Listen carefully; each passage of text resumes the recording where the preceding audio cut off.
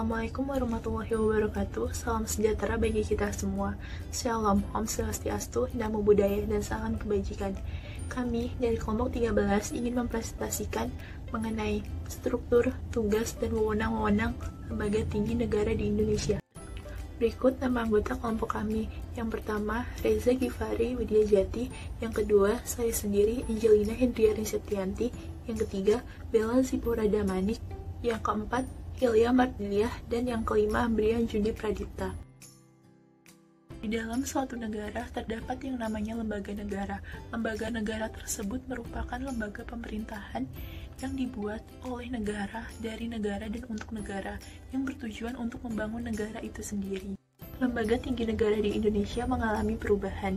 Yang pertama, sebelum amandemen Undang-Undang Dasar 1945, MPR, DPR, Presiden, BPK, DPA, dan MA. Setelah amandemen Undang-Undang Dasar 1945, susunan lembaga negara terdiri dari BPK, MPR, DPR, DPD, Presiden dan Wakil Presiden, MA, MK, dan KY. DPA dibubarkan karena tidak efisien. MPR merupakan gabungan dari DPR dan DPD dalam pasal 2 ayat 1 UUD NRI 1945. Namun begitu, MPR tetap memiliki kewenangannya sendiri. Salah satu kewenangan yang dimiliki oleh MPR dalam bidang legislasi adalah mengubah dan menetapkan UUD NRI 1945. Selain itu, MPR juga memiliki kewenangan dan berkaitan dengan jabatan Presiden dan Wakil Presiden.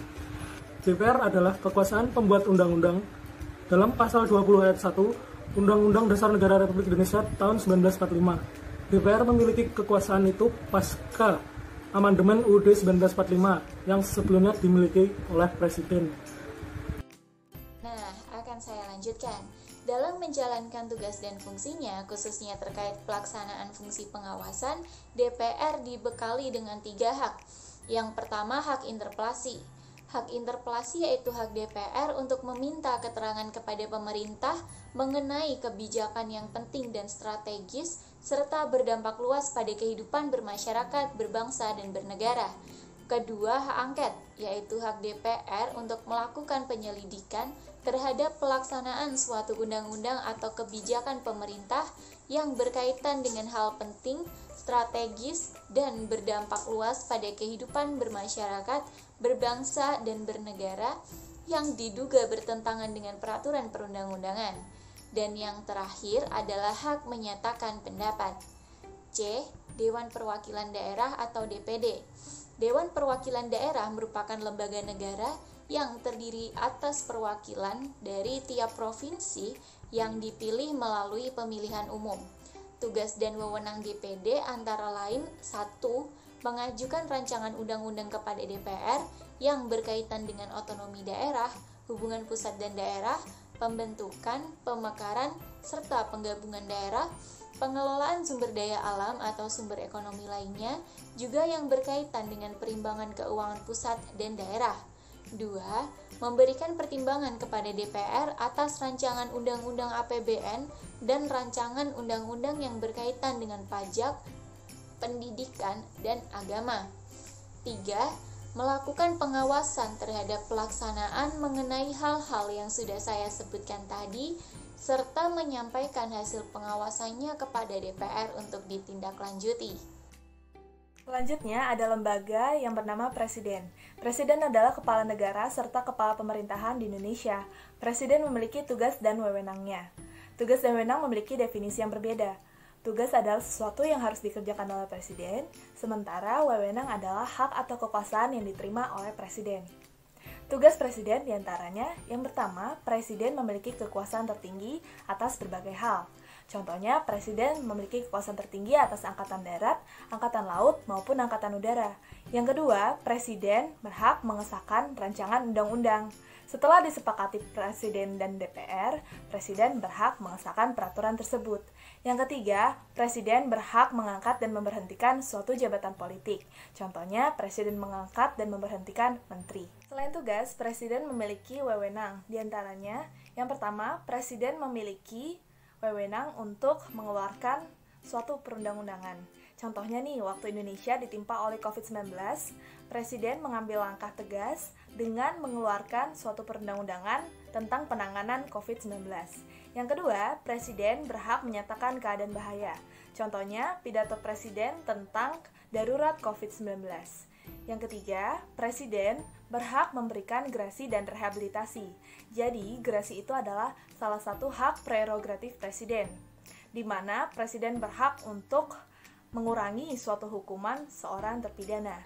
Sementara rehabilitasi itu adalah hak Presiden di mana untuk mengembalikan nama baik seseorang. BPK merupakan lembaga bebas dan mandiri yang mempunyai wewenang, memeriksa, mengelola, serta bertanggung jawab terhadap keuangan negara.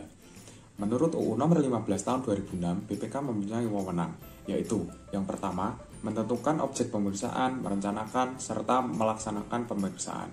Yang kedua, memberikan pendapat kepada lembaga negara lain, seperti contoh DPR, DPD, DPRD, atau lembaga negara lain demi keberhasilan pekerjaan BPK.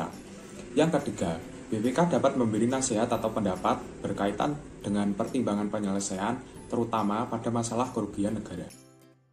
Mahkamah Agung adalah pengadilan negara tertinggi dari semua lingkungan peradilan, yang dalam melaksanakan tugasnya terlepas dari pengaruh pemerintah dan pengaruh-pengaruh lainnya. Dalam penjelasan umum, Undang-Undang Nomor 3 Tahun 2009 dikatakan bahwa MA adalah pengadilan negara tertinggi dari semua lingkungan peradilan yang berada di bawahnya. Oleh karena itu, MA melakukan pengawasan tertinggi terhadap badan peradilan dalam lingkungan peradilan umum, lingkungan peradilan agama, lingkungan peradilan militer, dan lingkungan peradilan tata usaha negara.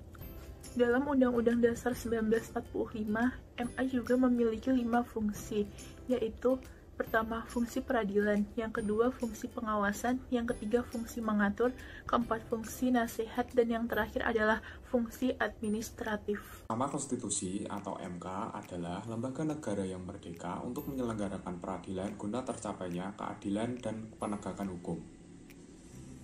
Mahkamah Konstitusi mempunyai 4 kewenangan dan 1 kewajiban, antara lain, yang pertama, menguji undang-undang terhadap undang-undang dasar. Yang kedua, memutus sengketa kewenangan lembaga negara yang kewenangannya diberikan oleh undang-undang dasar.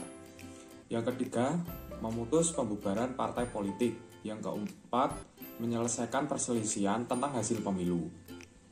Mahkamah Konstitusi mempunyai 1 kewajiban, yaitu Mahkamah Konstitusi wajib memberikan putusan atas pendapat DPR, mengawasi dugaan pelanggaran presiden atau wakil presiden terhadap undang-undang dasar. Kemudian ada Komisi Yudisial. Sesuai pasal 13 Undang-Undang Nomor 18 Tahun 2011 tentang perubahan atas Undang-Undang Nomor 22 Tahun 2004, Komisi Yudisial mempunyai wewenang, yaitu yang pertama, mengusulkan pengangkatan hakim agung dan hakim ad hoc di Mahkamah Agung kepada DPR. Yang kedua, menjaga, menegakkan kehormatan, keluhuran, martabat perilaku hakim. Yang ketiga, menetapkan, menjaga, dan menegakkan pelaksanaan kode etik pedoman perilaku hakim. Baik, sekian presentasi dari kelompok kami. Kurang lebihnya mohon maaf. Wassalamualaikum warahmatullahi wabarakatuh.